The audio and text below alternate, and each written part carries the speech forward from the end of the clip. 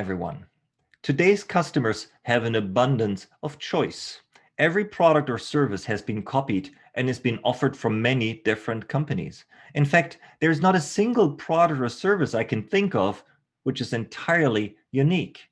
Unless you committed yourself to staying with a single brand like Apple fanboys have, yogis who swear on Lululemon pants, or runners who would never leave the house in anything else but Nike running shoes, you can enjoy the full choice of the marketplace. But who do we buy from when there is so much choice? Nowadays, we go to the place that offers the best experience. What does the website or store look like? How do they treat me? Or how considerate is the online user experience? What do others say about it? What do I like about them? And most important, how do they make me feel? The custom experience is often the only differentiator left because products and services have become interchangeable. And companies have upped their game to offer you that special experience. Don't think that your last purchase of a grande decaf latte with soy milk at Starbucks was a unique experience for you only. Starbucks has a deliberate script, from how loud the music is to the temperature in the room and the way they treat you at the counter. If they do this consistently, the experience becomes reliable and repeatable, which makes the customers come back. From time to time, we enjoy the thrill of not knowing what to expect, like the proverbial box of chocolates from Forrest Gump. But we usually prefer the no surprise scenario. And if on top of that, the experience is easy and ultimately enjoyable, Starbucks, for example, has a new loyal customer. With the script, companies define who they are and who they are not. That makes it easier for us to connect with them. Imagine Apple would use Walmart's script. Hordes flock into the store, are completely left alone with finding what they want, and then would get a pretty ordinary checkout deprived from, mostly deprived from human interaction. Or United Airlines would start to entertain passengers with jokes at the gate like Southwest does. Or Porsche would sell their cars with the pragmatism Toyota does. None of that really sounds good, does it? Customer experiences are tied to the brand and their product, and ideally speak to the company's target group. With our new series, we want to decode that script. Who do they want to be? How good is their execution? And what do customers say about it? Marcia, which company do we put on the sofa first for analysis? Today, we'll talk about PayPal. Let me tell you why we chose PayPal. PayPal serves more than 300 million consumers and merchants in more than 200 markets. They process 18% of all e commerce transactions in the world. With PayPal, you can receive money in more than 100 currencies. 85% of online buyers use PayPal as their payment option. PayPal is a young company. Considering the year they started, 1998, we may say that they are becoming an adult. PayPal's name came only in 2001, 20 years ago. They became a public company in February of 2002, and in the same year, they were acquired by eBay for 1.5 billion. Think about this. Before PayPal, when you purchased something on eBay, you had to send post office money orders, and all the agility we witness today didn't exist. PayPal plus eBay meant the marriage of digital auction and online payment services. In 2015, PayPal once again became a public traded company after splitting from eBay. Since then, they've been growing and consolidating themselves as a key player in electronic payment and funds transfer. Now, let's reflect on what Dirk mentioned a few minutes ago. With all the choices available in the market, why customers choose PayPal? The answer is because of the experience. Is PayPal the only company offering what they do? No, customers have other options. But PayPal is doing with an intentionality a script that creates the experience they offer. It's all about the connection they make with their customers. But What is the PayPal experience?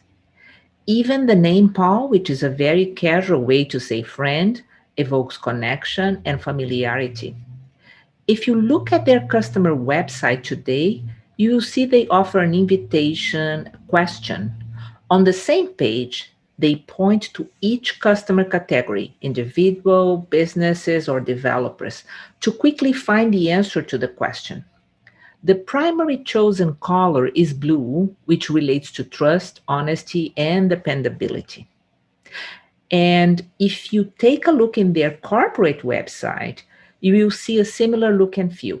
Colors, one click navigation as much as possible, and the highlight to their values, which are collaboration, inclusion, and wellness, which are more internal organizational values, and innovation, which is about creating amazing experiences for customers by thinking differently, looking end to end, and putting themselves in their customers' shoes.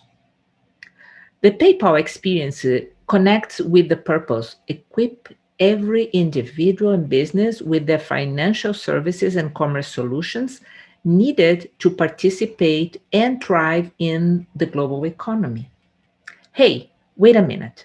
Why did we ask you, is PayPal Brad Pitt?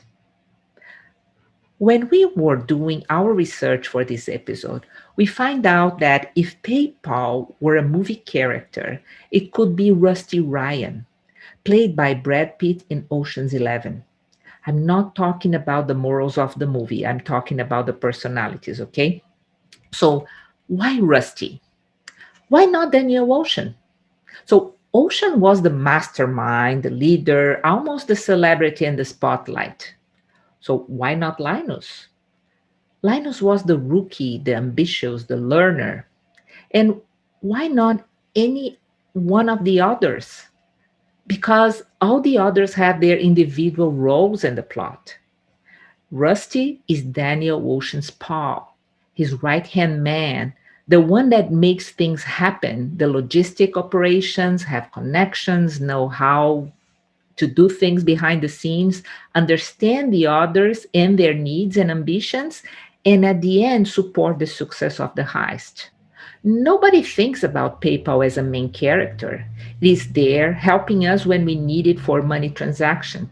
We don't know how PayPal works behind the scenes, the necessary engines and connections, the logistics, but we know that if we transfer the money in US dollars from the United States to Brazil, the person receiving the money in Brazilian reais will say, foi muito fácil, obrigada por enviar o dinheiro. Have you already seen the ocean movies? What do you think about PayPal being Rusty Ryan? Let us know your opinion in the comments. But what we brought to the sofa today was an overview of the PayPal experience, how the script is intentionally designed, and how their personality is perceived by customers to the point that we can even talk about it as if it was a person or a movie character. Dirk, now I'm ready to give them a customer experience score. Wow, that's great. So let's take PayPal through our scoring system. How much would you rate them for recognizable personality? Okay, so for recognizable personality, I give them 4 out of 5. And so when we read or listen PayPal, we know it's about money transfer and payment and exactly what they do. Wonderful. Number 2, effectively translate their corporate values into their customer experience. Okay, so I'll give them a 3 in this case because they are truly innovators since they were founded. However, the empathy that they have as a key value in their website and how they promote themselves, according to what I've been checking in the customer reviews, yet need to improve. I can see that. Mhm. Wonderful. Number 3, deliver what they promise to deliver. So I'll say it's a 3. So they do what they say in terms of transferring money and all these things, but based on the research and all these customer reviews and even my personal experience in this case, I think they need to improve a little bit in the easiness. That is another criteria that we are talking here.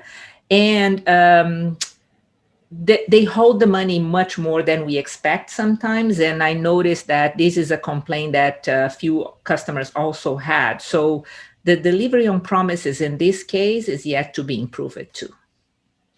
Yes. So, and you mentioned it. So categories 4 and 5 are those that truly uphold the customer experience. So number 4, how much would you rate them in terms of ease and enjoyability? So in this case, I'll give them a 5 because Wow. opening a PayPal account, linking the bank account, the credit card, getting the information, it's quick and easy, truly.